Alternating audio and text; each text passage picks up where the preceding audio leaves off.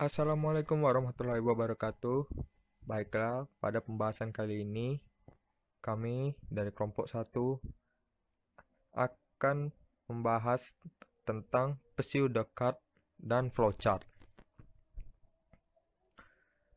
Dan anggota dari kelompok kami jumlah 4 orang, yaitu Firman Zahri, Fadilah Zakia, Muhammad Kevin Kemal Pasya, dan Raffi Fakhri Ramadan. Pertama pembahasan kita yaitu pseudocut. Pseudocut adalah cara penulisan algoritma yang hampir mirip dengan bahasa pemrograman, tetapi ditulis dengan bahasa baku sehingga mudah dipahami manusia. Seperti contoh yang kalian lihat, pseudocut ini terlihat seperti kodingan pada bahasa pemrograman, tetapi pada pseudocut ini biasanya menggunakan bahasa yang baku dan mudah dipahami. Selanjutnya pembahasan kita yang kedua yaitu flowchart. Flowchart adalah bagian yang menggambarkan urutan proses dalam menyelesaikan suatu masalah hingga menemukan solusi. Flowchart ini terdiri dari 3 bagian yaitu input, proses, dan output.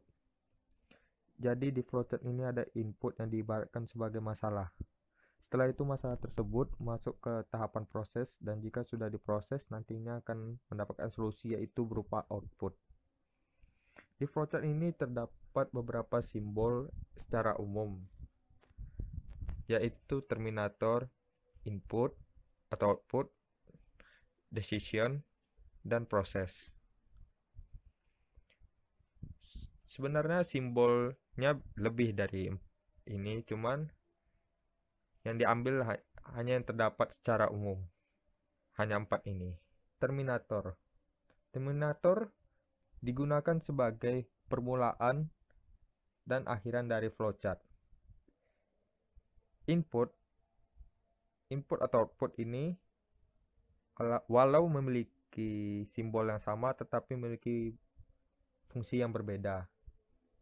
Input sendiri yang berfungsi untuk memasukkan variabel, sedangkan output untuk menampilkan hasil dari variabel tersebut.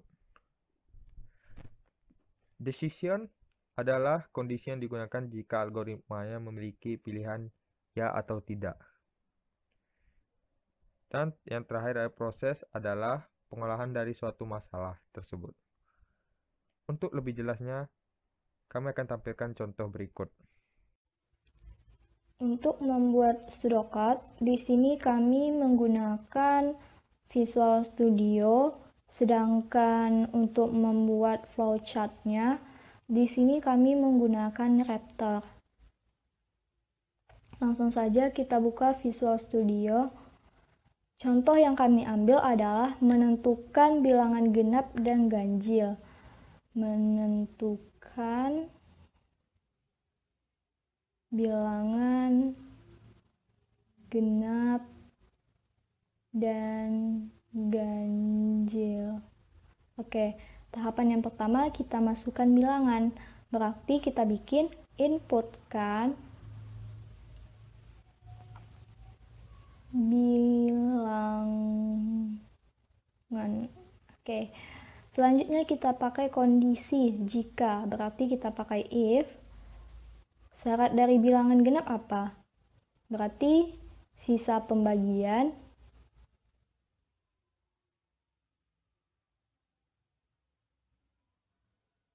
bilangan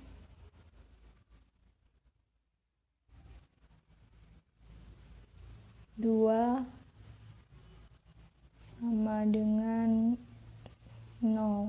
Maksudnya adalah ketika bilangan kita bagi dengan 2, maka sisa pembagiannya sama dengan 0, maka yang tampil atau print itu bilangan genap. Tetapi jika tidak, berarti kita bikin else. Yang tampil adalah bilangan ganjil ya. Jadi bilangan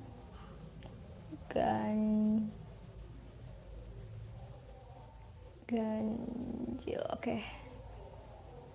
Nah, Tahapan yang pertama kita masukkan bilangan dulu, inputkan bilangan.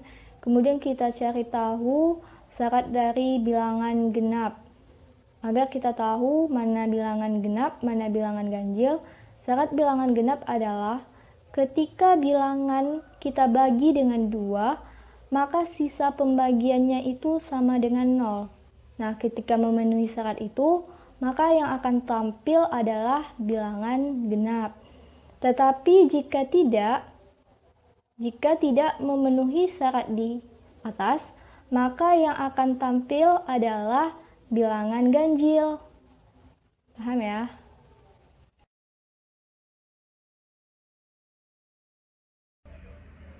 Untuk flowchart, kami akan menggunakan Raptor. Nah, klik. Nah, tampilannya seperti ini. Terdapat ada 6 simbol flowchart yang ada di dalam Raptor, yaitu assessment, call, input, output, selection, dan loop. Assessment ini adalah proses digunakan untuk mengubah nilai variabel menggunakan beberapa jenis perhitungan matematis. Ada call, input adalah masukkan, output adalah tampilkan, selection adalah kondisi, dan yang terakhir loop adalah pengulangan. Nah, yang pertama kita masukkan simbol input. Nah, kita klik input, tahan, letakkan di bawah start. Nah, di sini kita bikin inputkan. Jangan lupa tanda petik 2. Nah, dan variabelnya kita buat namanya yaitu bilangan. Klik done. Nah, selanjutnya masukkan simbol selection. Oke, kita klik pada selectionnya, di mana kondisinya bilangan mod itu sisa bagi jadi 2. Mod 2 sama dengan 0. Kita bikin bilangan mod 2 sama dengan 0. Lalu klik done. Kemudian kita masukkan simbol output pada bagian yes dan output pada bagian no. Nah, kita bilangan mod 2 sama dengan 0 merupakan syarat bilangan genap. Sehingga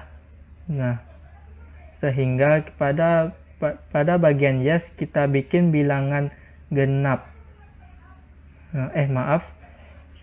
Petik 2, bilangan genap. Petik 2, lalu klik done. Selanjutnya pada output pada bagian no kita bikin bilangan ganjil. Dan jangan lupa tanda petik 2, lalu klik done.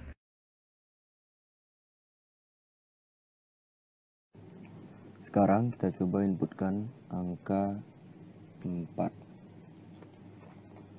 Oke. Nah, yang muncul angka 4 adalah bilangan genap. Kita coba contoh yang lain. Kita coba untuk inputkan angka 5. Oke. Nah, di sini yang muncul adalah bilangan ganjil. Kita coba untuk menambahkan variabel bilangan di output kita.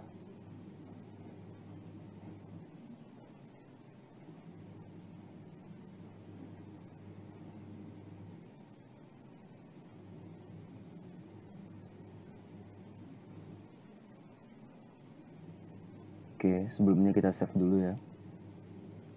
Kita buat aja menentukan bilangan genap dan ganjil. Oke, save. Nah, kita coba inputkan kembali ya. Kita coba memasukkan angka 7. Oke, di sini kelihatan perbedaannya antara yang tadi dengan yang sekarang, dimana sekarang lebih jelas 7 bilangan ganjil.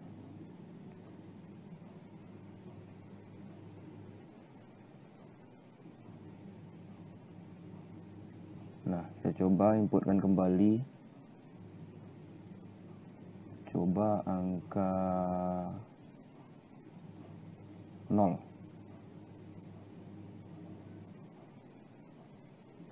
Oke.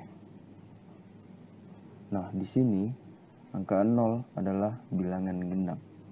Kenapa? Karena ketika 0 dibagi dengan 2, sisa baginya 0. Begitu juga sebaliknya, 7 dibagi dengan 2, sisa bagi 1. Oke, sekian dari kami. Semoga bermanfaat. Assalamualaikum warahmatullahi wabarakatuh.